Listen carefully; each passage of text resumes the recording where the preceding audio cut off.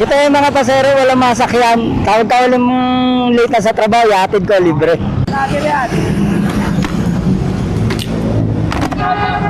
Saan ka, ma'am? City Hall lang, Bridgetown. City Hall ng Pasig? O, sige. Libre lang, ma'am, walang bayad. Nagre-rescue ako ng mga walang masakyan. Ah, bakit? Malalaman mo totoo yun, pagbaba mo rin. Kaya yung ticket mo rin.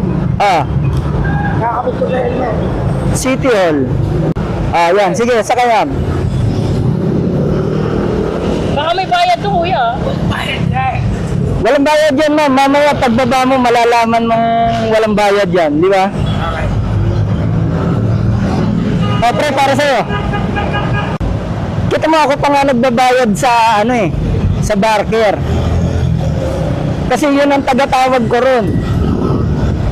Mga pasahero. Tagasan po ba kayo? At taga Binangonan Rizal pa ako, ma'am. Dumadayo lang ako rito para mag-rescue. Nandito kasi ang traffic. Ikaw, taga saan ka ba? Pasig lang po, pinagbuhatan. Pinagbuhatan sa palengke. Opo. Diyan ako nag-work, kuya, sa City Hall. Ah, dito kasi nilipat yung City Hall. Opo. Intern po. Pero pag natapos na yung bagong City Hall, babalik na rin kayo doon. Opo, babalik na. Pero matagal pa po. Ah, matagal pa ba yun? Opo. Ibig sabihin, napalayo yung trabaho mo pala. Hindi rin naman po kasi dyan ako sa Eastwood dati. Ah. O yan, ma'am, malapit na tayo. Ibig sabihin, dalawang sakay ka pala. Opo. Ba't parang duda ka? Ay, kasi kuya, ngayon ko lang ito na-experience eh. Ay, ganun ba? O ngayon, malalaman mo na legit yan. Walang bayad talaga. Bait nyo naman, kuya. Nako, si Lord ang mabait, ma'am, hindi ako. Binigyan niya ako ng binigyan niya ako ng sponsor.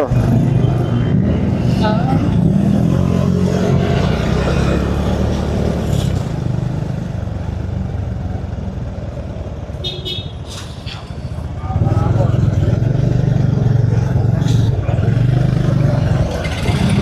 Oh, Dito lang po. eto, ma'am, City Hall.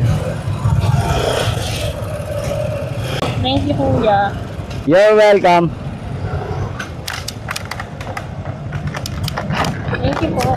Okay. Ano, legit ba? Legit? Legit.